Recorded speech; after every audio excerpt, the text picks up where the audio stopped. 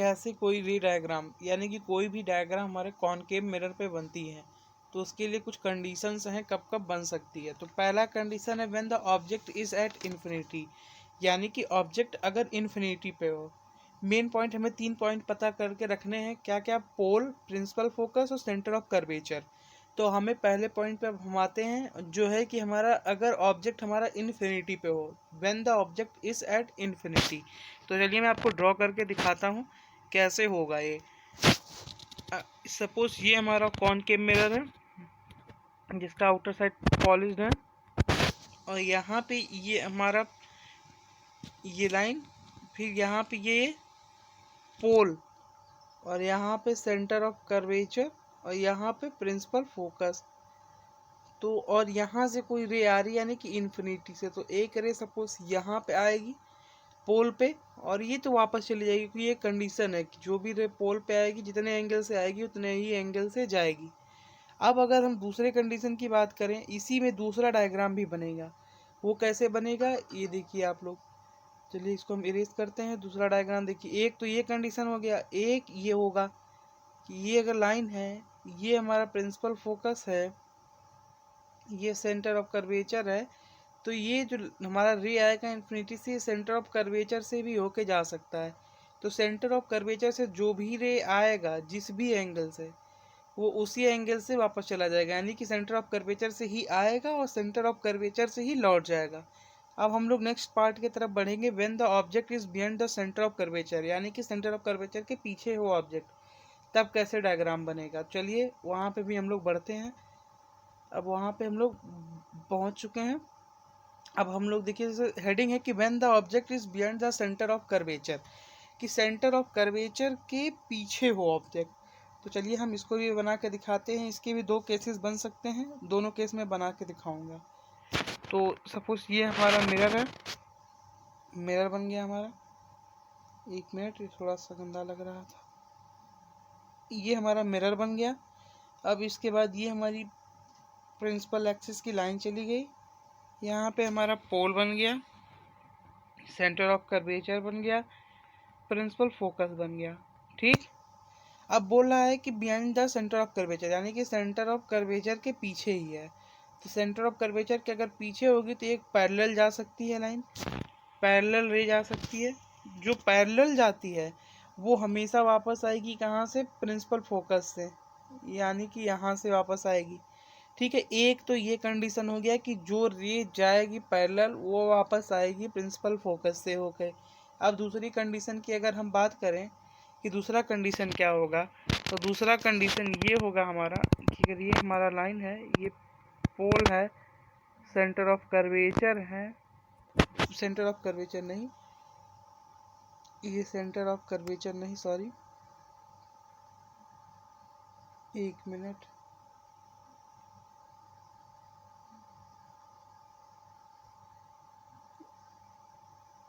ये अगर हमारा दूसरा कंडीशन की अगर हम बात करें तो ये हमारा मिरर है, और ये हमारा प्रिंसिपल एक्सिस की लाइन है, ये हमारा पोल है, ये हमारा सेंटर ऑफ कर्वेचर है, ये हमारा प्रिंसिपल फोकस है। ठीक। अब अगर हम बात करें दूसरे कंडीशन की, तो दूसरा कंडीशन हमें ये कहता है कि अगर कोई लाइन, जी हाँ ध्यान से सुनिएगा, कोई लाइन अगर प्रिंसिपल फोकस से होकर के जाती है, यानी कि यहाँ से होकर के जाती है, तो वो कैसे वापस आएगी, वो पैरेलली वापस चली आएगी, यानी कि ऐसे जाएगी और ऐसे वापस आएगी। समझे। तो इसमें 2 कंडीशन बन रहे थे, आप लोग ध्यान से देखे होंगे, दोनों कंडीशन क्लियर हो गया होगा। अगर कोई ऑब्जेक्ट सेंटर ऑफ कर्वेचर से पीछे है तो कैसे कैसे इमेजेस बनेंगे। एक ऐसा बनेगा जहाँ पे पैरेलल आएगा प्रिंसिपल एक्सिस के और वापस जाएगा प्रिंसिपल फोकस से होकर के। ठीक। एक तो ये बनेगा, एक बनेगा कि अगर ये है और यहाँ पे अगर कोई डायग्राम, कोई भी रे हमारी कहाँ से वापस जाती है, प्रिंसिपल फोकस से हमारी जाती है, तो वो पैरेलली वापस चली आएगी। यही 2 केसेस इसमें बनते हैं। अब हम लोग आगे बढ़ते हैं नेक्स्ट केस की तरफ। नेक्स्ट केस है when the object is placed at the centre of curvature, यानी कि सेंटर ऑफ कर्वेचर पे हमारा ऑब्जेक्ट हो। तो इसमें भी कोई टेंशन की बात नहीं है, इसी पे हम बात करेंगे। कि कैसे अगर कोई ऑब्जेक्ट सेंटर ऑफ कर्वेचर पे हो तो कैसे हो सकता है। चलिए शुरू करते हैं इसको। सपोज ये हमारा मिरर है, ये लाइन आई, ठीक, ये सेंटर ऑफ कर्वेचर, ये प्रिंसिपल फोकस, ठीक। बोल रहा है ऑब्जेक्ट कहाँ है, सेंटर ऑफ कर्वेचर पे है, तो कोई चिंता की बात नहीं। एक तो बिल्कुल सीधी रे चली जाएगी यानी कि पैरेलल, और जो पैरेलल जाती है वो प्रिंसिपल फोकस से होकर वापस आती है, तो ये पैरेलल गई, ये प्रिंसिपल फोकस से वापस आ गई। अब दूसरी रे कहाँ से हमारी जा सकती है, एक रे यहाँ से भी जा सकती है प्रिंसिपल फोकस से, और जो प्रिंसिपल फोकस से होके जाएगी वो पैरेलली हमारा वापस चली आती है, ये भी हमें पता ही है। तो इसमें बस यही दो केस बनेंगे, या तो जाएगी कहाँ से, पैरेलल जाएगी, तो पैरेलल जाएगी तो प्रिंसिपल फोकस से वापस आएगी, अगर जो प्रिंसिपल फोकस से रह गई वो पैरेलली वापस चली आएगी। इसके अलावा इसमें कोई भी केस नहीं बनता है। अब हम लोग आगे बढ़ते हैं नेक्स्ट केस की तरफ। तो नेक्स्ट केस देखिए क्या है, when the object is placed between the centre of curvature and principal focus. इसमें थोड़ा सा आप लोग ध्यान दीजिएगा, बोला है when the object is placed between the centre of curvature and principal focus, यानी कि अगर ये हमारा मिरर है, ठीक, ये हमारी लाइन है प्रिंसिपल एक्सिस की, ये सेंटर ऑफ कर्वेचर है, ये प्रिंसिपल फोकस है। तो बोल रहा है ऑब्जेक्ट कहाँ है, सेंटर ऑफ कर्वेचर और प्रिंसिपल फोकस के बीच में, यानी कि कहीं पे भी हो सकता है यहाँ पे। तो यहाँ पे अगर है कोई ऑब्जेक्ट तो एक तो ऐसे ही जा सकता है, यहाँ से रे ऐसे जाएगा और ये ऐसे आ सकता है वापस, ठीक। और दूसरा क्या हो सकता है कंडीशन, दूसरा कंडीशन वही पुराना वाला हो सकता है, यानी कि ऐसे जाएगा और ऐसे वापस चला आएगा, ठीक है। यही दो कंडीशन इसमें भी बन सकते हैं, यानी कि एक ऐसे जाएगा, ये पोल यहाँ पे है और प्रिंसिपल फोकस यहाँ पे है, ठीक। कोई भी रे जाएगा, टकराएगा, वापस प्रिंसिपल फोकस से होकर चला आएगा, और कोई भी रे अगर प्रिंसिपल फोकस से होकर के गया तो पैरेलल चला आएगा। अंत में मैं वीडियो के लास्ट में आपको सारे कंडीशंस का एक छोटा सा लिख के बता दूंगा कि किस में कैसा बनता है डायग्राम। चलिए अब हम लोग नेक्स्ट पे पढ़ते हैं। तो हम लोग नेक्स्ट पे पढ़ने से पहले इसको हम डिलीट कर देते हैं। अब हम नेक्स्ट केस पे बढ़ें तो when the object is placed at the focus, यानी कि प्रिंसिपल फोकस पे ही हमारा ऑब्जेक्ट प्लेस्ड हो, यानी प्रिंसिपल फोकस की लाइन आप लोगों को पता है कि ऑब्जेक्ट प्रिंसिपल फोकस कहाँ होता है। चलिए अगर नहीं पता है तो देखिए, ये है हमारा अगर मिरर, ये है हमारा प्रिंसिपल एक्सिस, ठीक है, ये है हमारा प्रिंसिपल एक्सिस,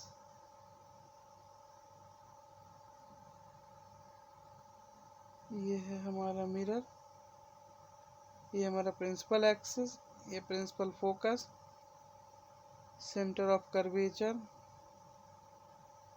पोल। तो अगर बोला है ऑब्जेक्ट हमारा कहाँ पे प्लेस्ड हो, एट द फोकस, यानी कि यहाँ पे प्लेस्ड हो, तो यहाँ पे प्लेस्ड होगा तो एक तो पैरेलल जाएगा, ऐसे वापस चला आएगा, ठीक।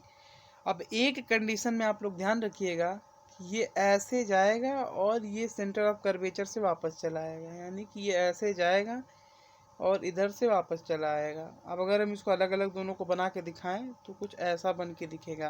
पहले केस में अगर हम पैरेलल वाले की बात करें तो अगर ये हमारी लाइन है, ठीक है, यहाँ पे हमारा प्रिंसिपल फोकस है, सेंटर ऑफ कर्वेचर है और ये पोल है। तो अगर कोई लाइन यहाँ पे ऑब्जेक्ट, यानी कि बोला है ऑब्जेक्ट कहाँ पे है, when the object is placed at the focus, focus पे है, तो ये एक तो ऐसे जाएगा और ऐसे वापस आ सकता है, ठीक, यानी कि प्रिंसिपल फोकस से वापस आ सकता है। एक केस तो ये हुआ। एक केस कहाँ पे है, अगर हम दूसरे केस की बात करें तो वो कहाँ पे होगा, वो बन सकता है ऐसे, ऐसे जाएगा और सेंटर ऑफ कर्वेचर से हमारा वापस होके आ जाएगा। जाने ये दो केसेस इसमें बनेंगे, इसके अलावा कोई केस नहीं बन सकता। बनाने को तो आप बोल सकते हैं कि पोल से होकर के भी चला जाए, तो बिल्कुल जा सकता है, लेकिन जो आपको बनाना है ये दो केसेस बनाने हैं। चलिए हम नेक्स्ट पे बढ़ते हैं। नेक्स्ट क्या है, when the object is placed between the school, school गलत प्रिंट हो गया है, स्कूल नहीं है वहाँ पे, उस स्कूल को हमें डिलीट करना है, स्कूल नहीं है वहाँ पे, प्रिंसिपल को, यानी कि वो है पी एंड एफ के बीच, यानी कि पोल है वहाँ पे, वहाँ पे पोल होगा मित्रों। तो पोल कर लीजिएगा वहाँ पे स्कूल के जगह पे। स्कूल गलती से टाइप हो गया होगा। तो चलिए शुरू करते हैं, इसका खेला क्या होता है। तो अगर ये हमारा मिरर है, ये हमारी प्रिंसिपल एक्सिस की लाइन, ये हमारा सेंटर ऑफ कर्वेचर, ये हमारा प्रिंसिपल फोकस, ये है हमारा पोल। तो बोला है when the object is placed between the pole and principal focus, यानी कि पोल और प्रिंसिपल फोकस के बीच में ऑब्जेक्ट हो।